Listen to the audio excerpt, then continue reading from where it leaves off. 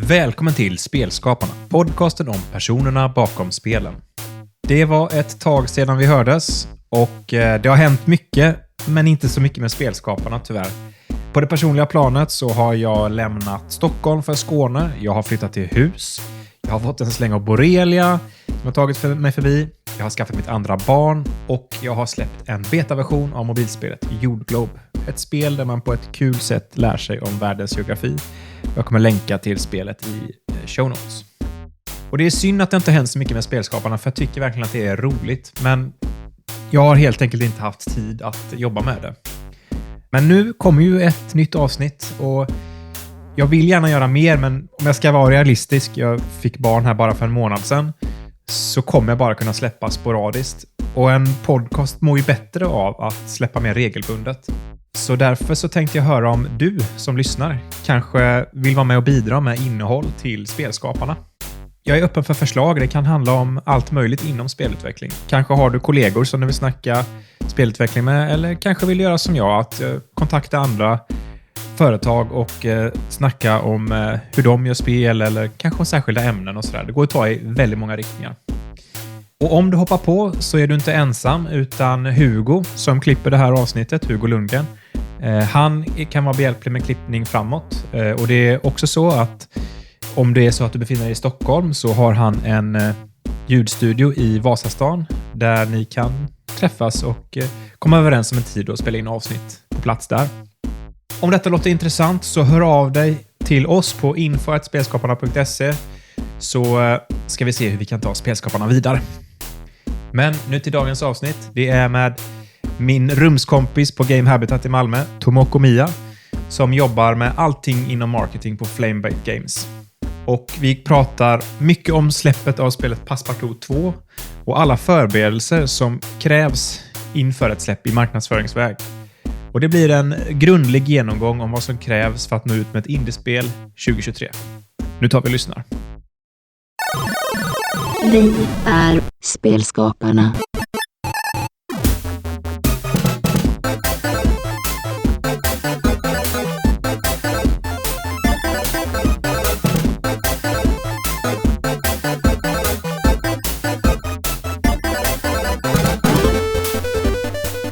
Welcome to Spelskaparna, the podcast with the people behind the games. With me today is Tomoko Miya, who works as a marketing manager at Flamebait Games. Flamebait are based in Skövde, but Miya works remotely from Malmö, where we currently are sharing the same co-working space. Recently, you and Flamebait released the game Passepartout 2, which is an artistic simulation game where players paint and sell their own creations in the game. Welcome. Thank you. So how did you end up in the gaming industry? I'm originally come from Japan, and I used to work in the advertisement agency. That time I have a lots of clients for the gaming company or animation company and the manga publisher. So I do the marketing for them as well. And my husband moved into here, so I followed him. And I found Sweden have a lots of game studio. So I applied for the job as a game marketing manager. And I got the job here. But you had worked with the game industry already back in Japan then? Yes. Mostly any entertainment or subculture contents I worked for before. And what type of things did you do when you were back in Japan? What could the tasks be? Mostly digital marketing, putting in the advertisement, on running the user acquisition, and set up the event at the Tokyo Game Show. And it's more awareness. More like awareness, awareness. Okay. Level of the things, because lots of Japanese game is mostly based on the console games. Its mobile game was not that popular at the times, and mostly I work for the big console games. So awareness for the marketing is the most important at the times. So I ran the event and at the Tokyo Game Show and promoting for the games. Putting in the advertisement on the website, media kind of things. That was the main things at the times. And that was for the Japanese market mainly? Yeah, Japanese market mainly. But we can focus on Flamebait Games. Yeah. So when did you start there? It's almost 4 years back. So it's 2019. Yes, August Yeah, it was August. And at what stage were they back then? Had they released Passport 2? Yes, they had already have 2 games. It's a Passport out and Barret Swing. Yeah, these 2 games they had. And they are making third games. That was online multiplayer games. And they found that it's a bit difficult to marketing by themselves. So they're looking for the marketing manager. And you, as I mentioned in the intro, you just released the sequel to Passport 2. Yes. And can you first off tell the listeners a little bit about what is the game about, really? Actually, it's a French title names. It's Passport 2 or Passport out. Passport out. It's really difficult. It's a French accent. Yeah. And it's a starving artist adventure games. So you have to paint the art and you have to sell. And you have to earn the money and you have to survive with that. And the first one was just a cycle. Just you have to paint. And you have to earn the money and you have to pay the rent. And you have to survive. And if you can't earn enough money for the rent, it's game over. Okay. So, and the sequel one, the Passport 2. Yeah. Yeah, lots of people ask, like, why don't you put Passport 2? Yeah, of course, yeah. But Passport 2, The Lost Artist, this is a sequel. Yeah. So it's actually kind of a continue the story from the first one. But like the first one, after the artist succeed his artist life, he gone missing. Like he's missing. Yeah. And the people can't find out where he gone, or where is this famous artist. But actually he was kind of burned out after his success. It's a pretty common, like first success after it's kind of burned out. And he is living in the smaller island in France. But he's burned out and he didn't get the passion for the painting again. So he couldn't pay the rent. So the house owner said, okay, we can't keep you anymore. So it's becoming like a homeless artist. Yeah. Homeless is okay word? Yeah, okay. Yeah. It's he need to live in the street. So that is a start for the sequel, Passport 2. And after that, it's kind of the same gameplay. Like you have to paint and you have to sell. But this time, like you can paint the 3D object as well. Like first one was only the canvas you can paint. But this time you can paint sculptures. Not sculpture. Like it's this time is a car. You can design the car. Okay. Yeah. And the car will run in the city. And one quest is like one person asking to one town, people asking to, can you make a flag for this town? So you have to design, you have to hearing aloud what's the town people are thinking about own town and what's the symbol for the town. So I have to paint like what type of flag people love. And in the end, if they accept it, your flag on the middle of the town, kind of things. So it's more becoming your art. You will decorate the town with your art, kind of play. And like if we just talk a little bit about the core gameplay of painting, like can you finish the game if you are really bad at painting, like as a player? Yeah, of course. It's nothing related to actually. It's you are good at painting or not. It's even you are not good at painting, definitely you can clear. Yeah. Also, you can enjoy. I've always seen myself as a really bad at sketching and painting and that type of stuff. But I think I really enjoy people who can do it. So I try to become a little bit better. Do you think you would become better if you play Passport 2? I don't know. It's becoming good, but definitely you will find own creativity in yourself. Yeah. Like, okay, maybe I like this color, or because you have to paint. It's quite a lot of art inside the games. Yeah. So you will find your style, definitely. That's cool. And from the community, have you seen some amazing things from people? What have created through this game? Yep, definitely. Oh my God, people painted Mona Lisa or Goho, or it's super detailed art we are seeing on the Steam community. In the Steam they have a posting function in the Steam community. So people are posting own art. in there, and it's amazing. But not always like a. Sometimes we will see very funny things because our game is UGC, so people can draw anything they want. Yeah. So lots of gamer people want to paint anything they want. So there can be some offensive stuff. I suppose. Sometimes. But it's not. It's a single player game, right? Yeah, single. Yeah. But so what other? You mentioned Steam. What other platforms is it out on? Yes, currently on this Steam. And this October, we're gonna release on Nintendo Switch and mobile maybe next year. And the first one, is that out on different platforms as well? Yes, almost all platform. Oh, okay. Yeah, but we don't have a Xbox or PlayStation because it's a bit hard to paint art with a controller. Yeah.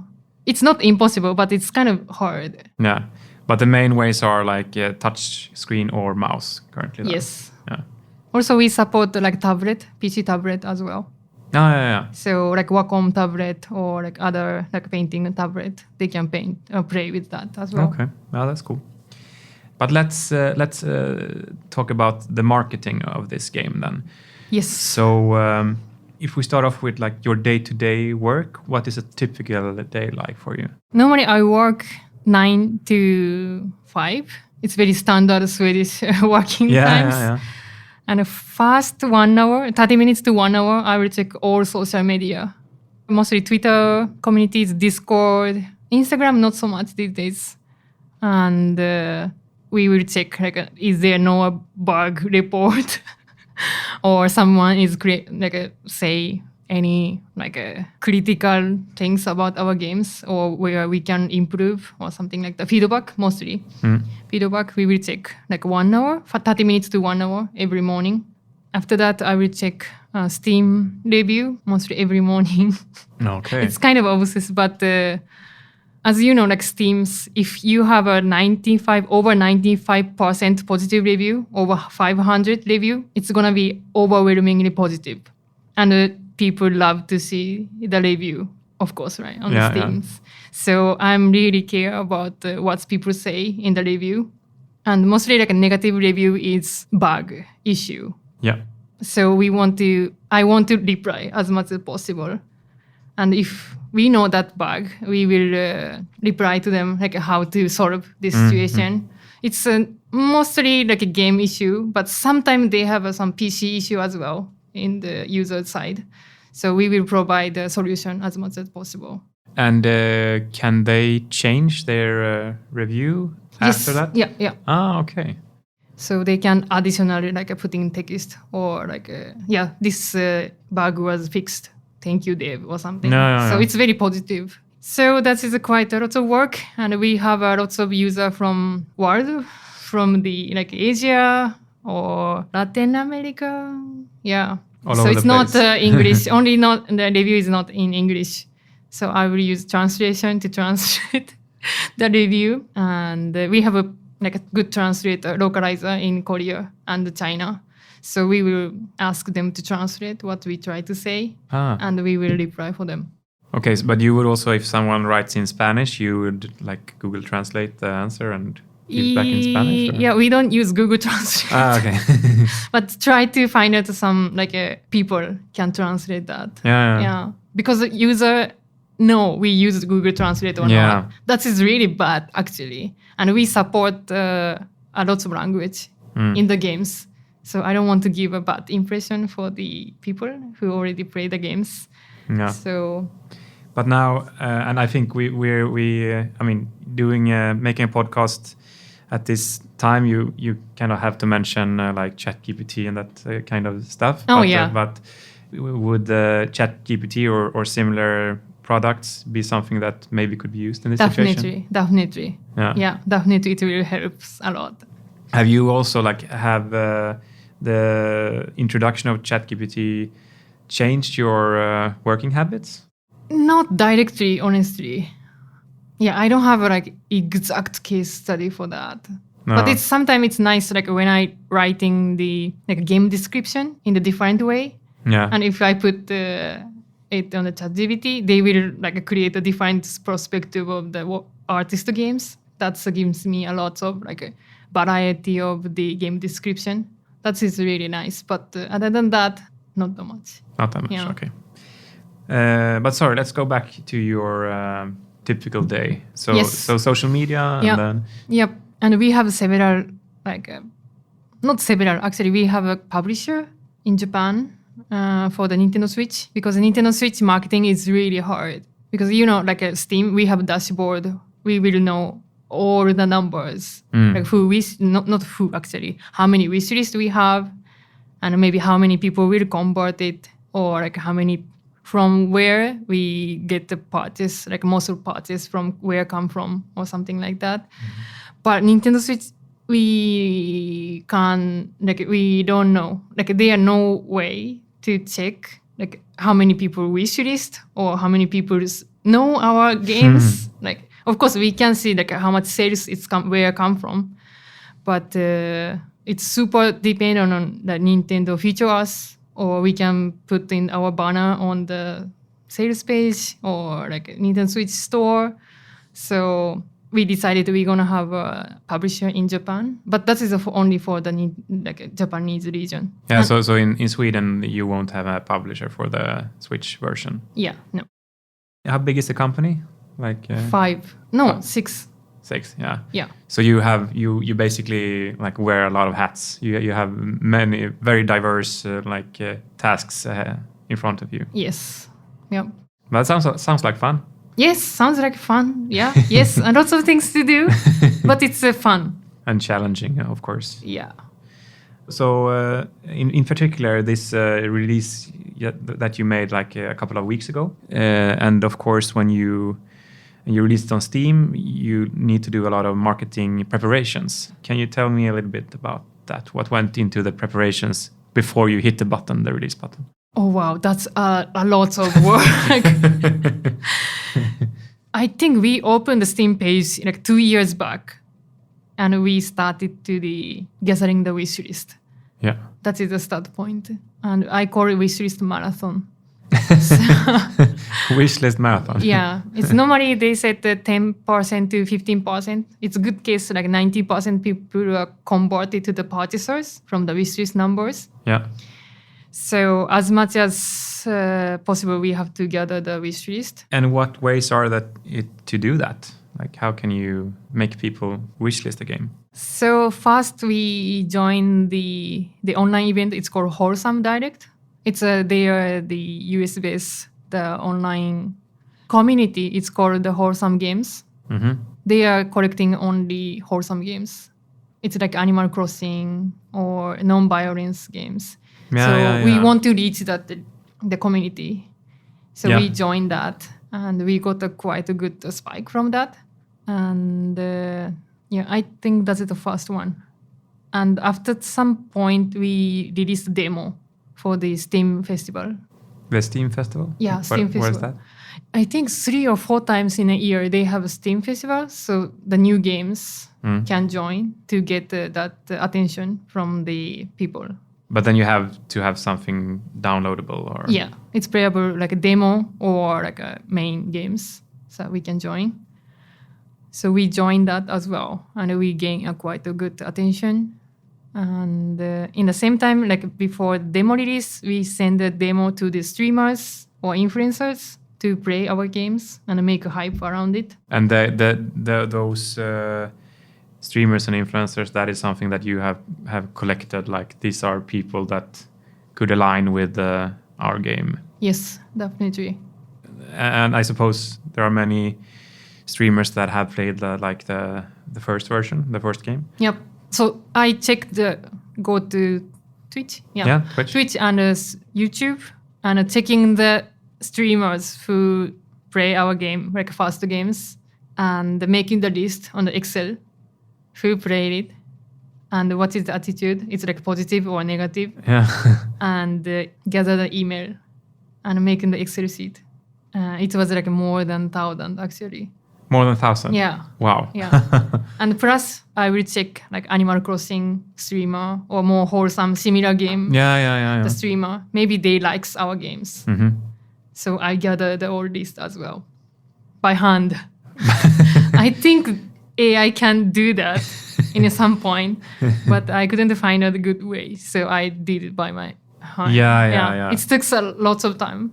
Yeah, but then you also get to, I mean, 1,000 is so many, but you kind of got to get a feel of the different influencers and streamers as well. Yep. So you could perhaps know, because then you wrote emails to them? Yes. To them? Yeah. Yep.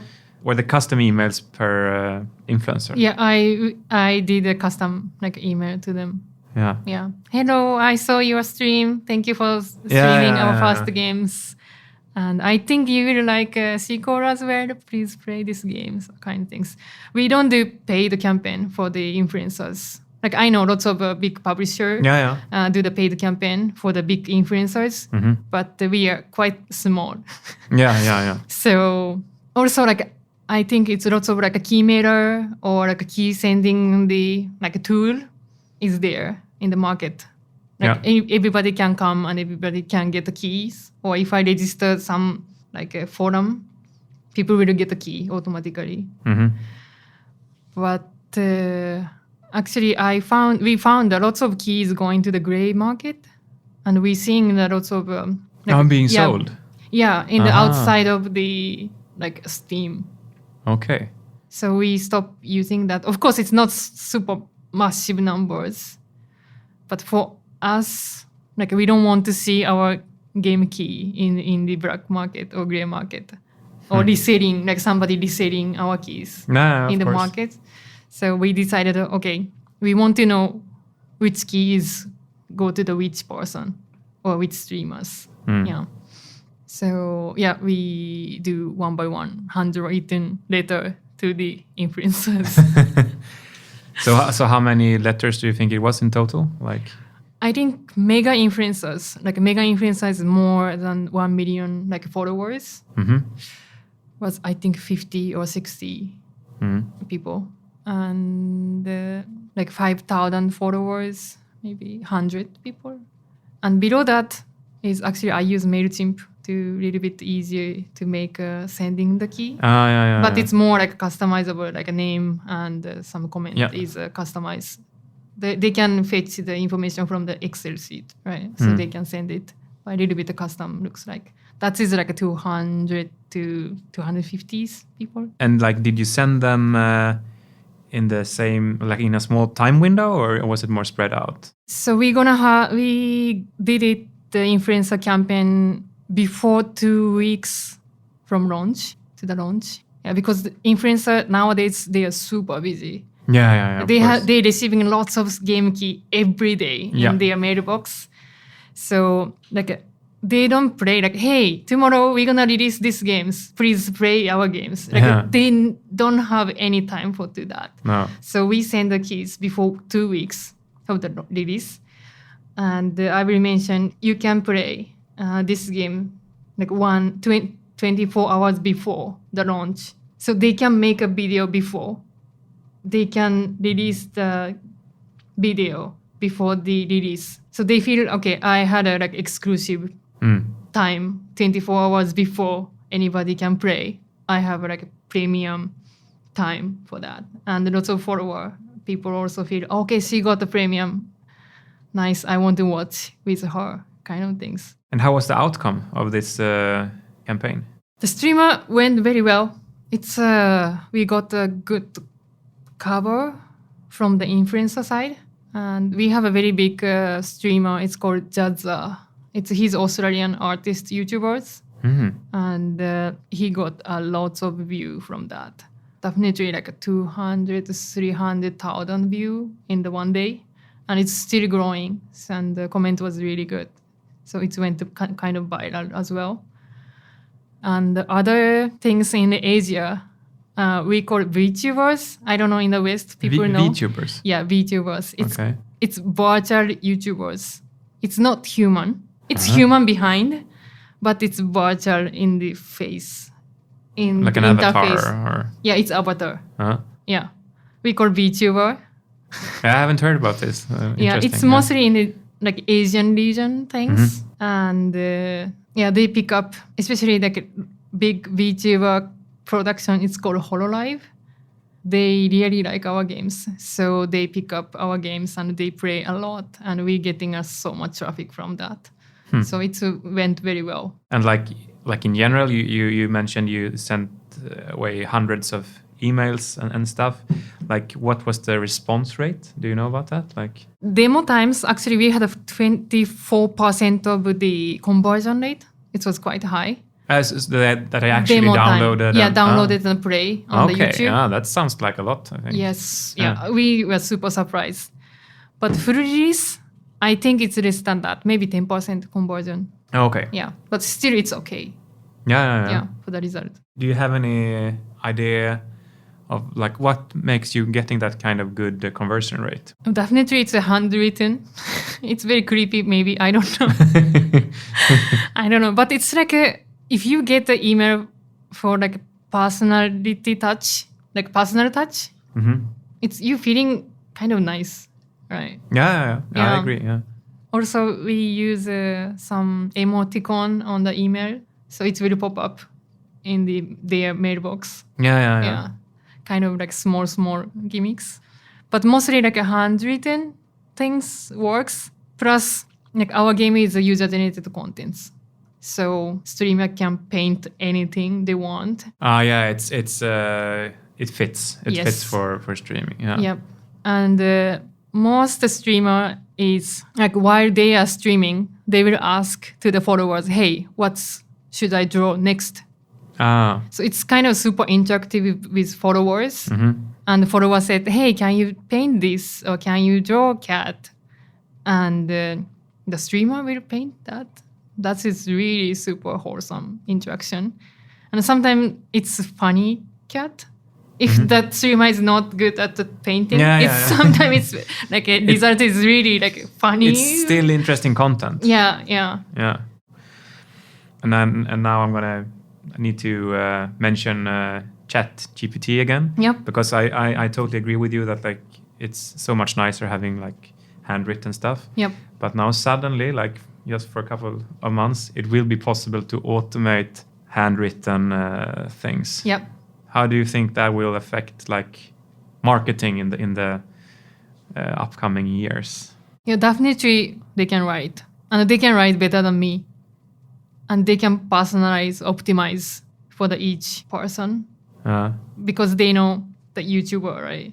Because we can give information to the ChatGPT and they can customize their message. So definitely, they can do that. It's no problem. But in the last, before sending, human have to check. Yeah.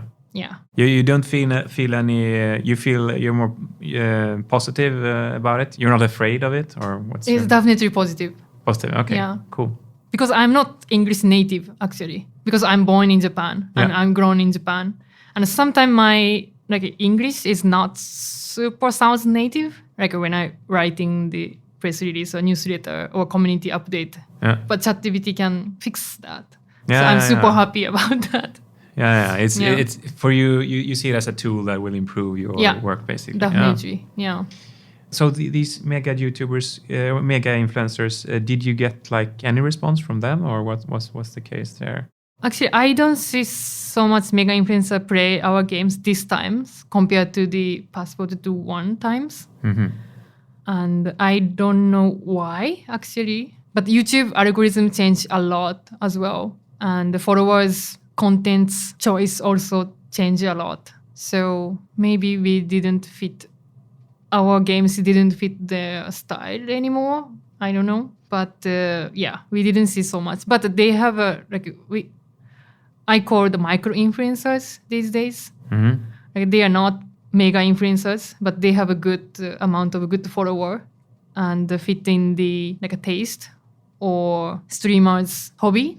And they are more loyal for the followers, loyal for the YouTubers or streamers. So actually, they have more strong effect for the download as well.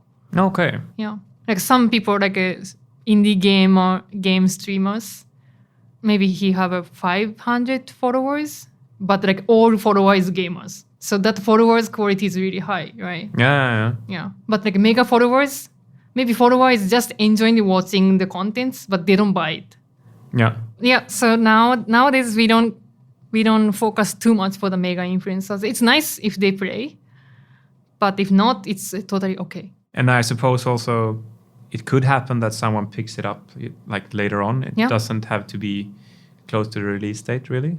So I focus for the release day. Yeah. For the how much high spike we can get. Yeah, you can plan for that. It's more of a coincidence or something like that. Yeah, we can expect Among Us for every game, right?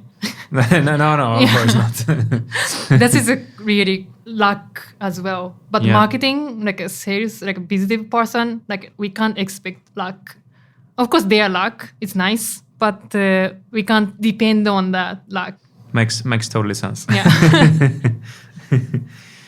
I would also like to talk about this thing, which is interesting about this game, that it's not like clearly targeted to one market, like the US or something. Can you tell me a little bit about the distribution of your market?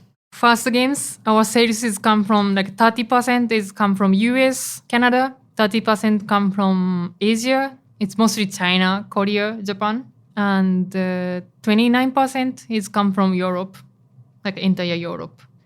So we have very well balanced the sales come from everywhere. This is quite unusual. Yeah, I feel. But because our game core play is UGC, like user-generated content. Yeah. So it's a very few text. So it's the game is not super dependent on the text base. No. So people can just paint and people can get progress the games. So I wouldn't say it's non-verbal, but it's super easy to play with any language people. It's not much text really. In the it game. was 3,000 text in the first one, so it's not that much. No, it's mostly like tutorial or something. Yeah. Is any graphical assets different for the different regions? No, it's all same in everywhere. We localize the title. That is a bit maybe big things. Because we made a Chinese title, Japanese title, Korean title, and US title. It's all different. Is it always the same like word, or are they completely different titles? Like, I mean, a translation of Passepartout or... Japan, Korea, we call the Passepartout in the language, in their languages. Yeah. But in China, they said the Passepartout is very difficult to remember as a game name. So translator changed to the hungry artist or something like that. Okay. Yeah. But we allow that because if people can't pronounce, then what's the point of putting in the game title, right? Yeah. So in China, they have special name. And like, do you do different things in your work when you do marketing for like the different regions? Definitely. Localize, of course. Press release, of course, we will translate. And we use Korean PR agency, Chinese PR agency, Japanese PR agency. And English PR we will do. And tweet, like a Twitter is quite big in Asia as well. So we will tweet in another language as well. And China is a completely different things. Like we will use Chinese, like Twitter. Weibo. Yeah. And YouTube, like it's YouTube-ish things. It's called Bilibili. So we will put trailer on there. And we use that social media, Chinese social media as well. Yeah. And surprisingly, we don't have a license for the Passport 2, but still we can promote there. So okay. So it's quite a gray zone, I feel. Yeah. So the Chinese somehow get to use Steam to download the and you are allowed to use their social media platforms to do the marketing. Yes. I think several years ago, when I make an account there, I need a Chinese mobile number. But nowadays, like I can register Swedish mobile number as well. Of course, they're getting data, but I don't mind for that. So they seems open for us. Can you say something in general terms about the differences between like Asia, US, and Europe, like the different markets? US and European PC gamer is quite good attitude towards the Steams, I would say. So review also very positive. And if they found a bug, they will report directly to us. And as I said, like Asia, like Japan, China, we are not used to the PC gamers. PC game cultures, we don't know where to put the reviews. So people talk about the games on the Twitter or Weibo or other forum. Yeah. So we don't know what they are talking about. And sometimes they are very directly about the bug and the indie games. Of course, this is individual, but I seen a lot of refounders come from Asia. That's a behavior that is more common there. I never thought about that, but I'm seeing that and I started things. Because in Japan, like I can see, like we buy the console games, but we can return as well, or we can resell the package to the shop. Yeah. So I think we feel, if I don't like this game, maybe I can return. So it's bit different behavior I can see on the Steam. But for example, like Nintendo Switch, you can't refund at all. No. Yeah. But Steam, you can do. So we are seeing a lot of refund from Asia. What would you, if someone is listening and maybe are working on their own game and have only thought about trying to target the European and US markets, what's one of the things if you also want to try to make your game a big thing in Asia, is there any tips you could give? If you want to target to Asia, localization. Localization. So it's very basic, but localization is really, really important. Yeah. And not only Google Translate. It's not only Google Translate. Yeah, it's not making Google. the effort. Yeah. Actually, there are one good translation tool. It's called DeepL, DEEPL. It's really good translation, especially English to Japanese or English Chinese, English to Korean. It's really good. Oh, okay. So I recommend to use that other than the Google translation. Yeah. But still, like we can see it's a machine translated. Other than that, maybe you can post the Twitter in another language and you can see like how people react for that. And on the Steam page, actually, if you don't have a language in the games, like before release the games on the Steam, if you open the Steam page and if you have a language there, you can check the other languages. Like on the Steam page itself. Yeah. And you will see how many people wishlist and where the wishlists come from. Yeah, so I super highly recommend to translate the Steam page first. Do you know how many languages you have, like roughly, you have translated your Steam page? I think first one have a 9 language, but second one was a 9 language before, and we are adding the new 8 language. So it's totally like 16 language now. That's quite a lot. Yep. You mentioned that you have Discord. Is Discord also an important part of like reaching out to your players? Yes, definitely. Discord is really important right now. Depend on the games, but in any case, as a marketing person, like Discord is, I don't know, like I have to start in talking about marketing funnel, but it's becoming too long. So I chop that. Yeah. But like Twitter is like a window shopping. Like people go to the shopping street and people see, looks nice games. But people don't buy immediately. It's kind of window shopping. Yeah. Just seeing from the outside of the shop. Yeah. But Discord people, it's already inside the shop. They are interested in our games and they try to join our Discord and a community and they try to get more information. So that is really like, it's very close to the purchase or people already purchased. And they are super fun of us. So those people are really important for the games because they're going to be making the buzz to the others and the people recommend to the others. And that's viral. Organic viral is most important for the marketing right now. So advertisement doesn't work these days, but viral marketing is more strong, especially the indie premium games.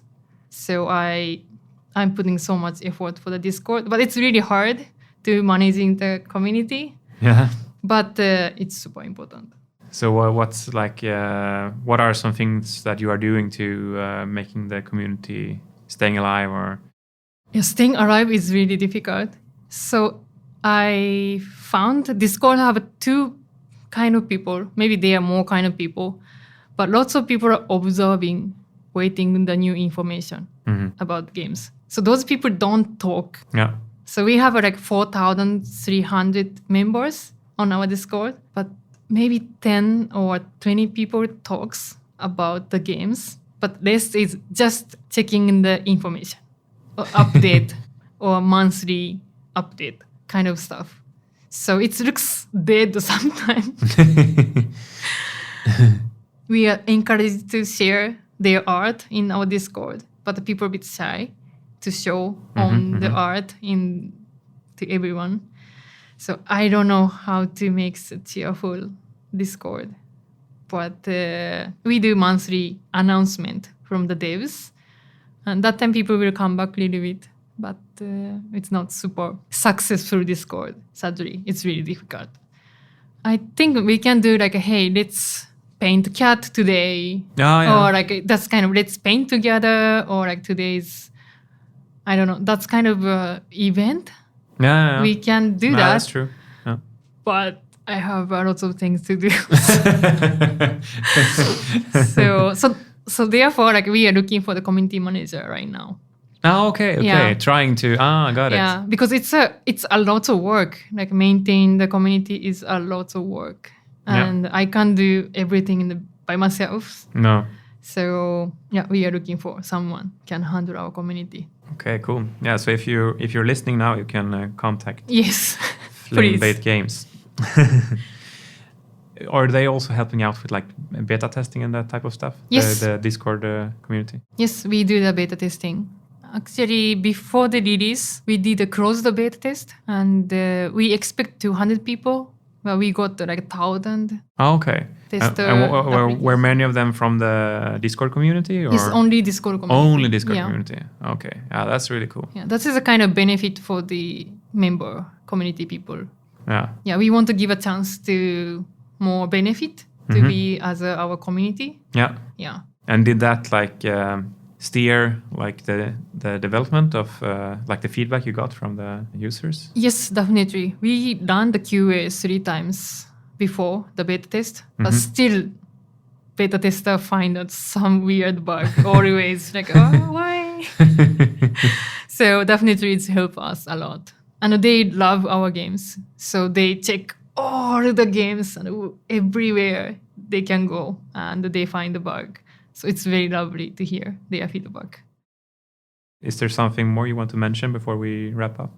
It's very important work, but some small indie studio doesn't have a marketing section. So like all the dev is doing the marketing things, but it's going to be super overwhelming.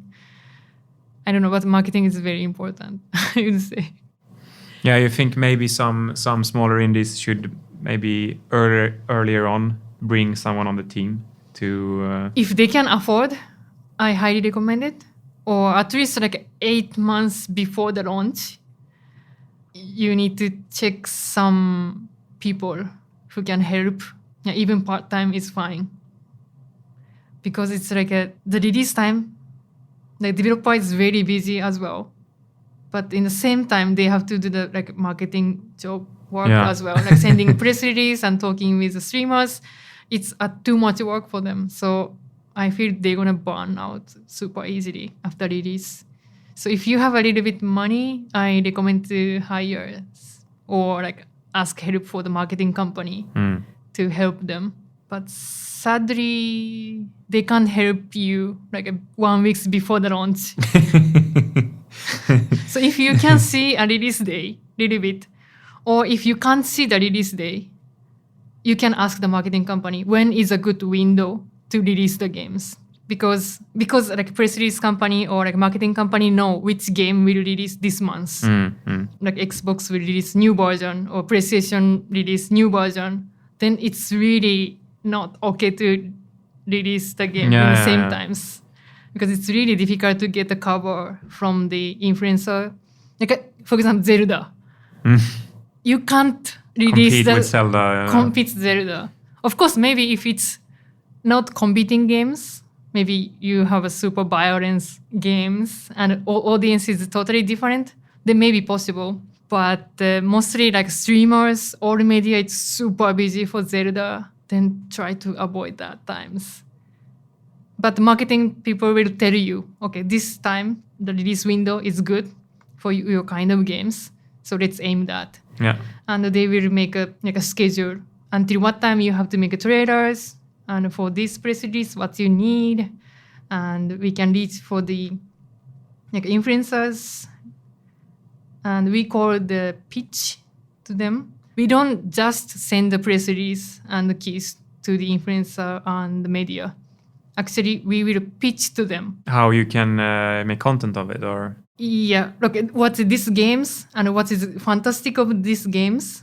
So, and if you can do this, you can play the games before the release. And if you want, you can do the interview for the developers. Okay. Okay. Do you think this is good contents for your channel? Yeah. So we will pitch one by one to the media or influencers. And if they have feeling, oh, this is very good deal, we want to take it, kind of things. So that will start from a month before the launch. Yeah, and sometimes if they have an event like a Tokyo Game Show or like E3 this year not happen, like a Gamescom, we will book the interview meeting at the event. So they have make good article as well. So yeah, we will do those kind of setup and a pitch as well. And of course, pitching to the platform as well to feature us, like Valve, like Steam is Valve. Yeah. We will contact the Valve. And we have to contact at least 2-3 weeks before. Otherwise, they are super busy. Yeah. So we ask, hey, our game will release this day. Can we feature us? And they will reply, like, sorry, we can't. Or like, I think we can do this. Kind of things. But that kind of communication is need at least 1 month before. So prepare marketing stuff earlier than possible. Then if you're not sure, just talk with another marketing people or company. Yeah, I think that's perfect closing words. And thank you so much, Miya. I also think I've interviewed people before on this podcast who work with marketing, but I think this was the most hands-on interview yet, and I think it was very interesting. So thank you so much for guesting the podcast. Thank you so much. I can talk like one day about the marketing, but yeah, its short version is like this. Yeah. Thank you so much.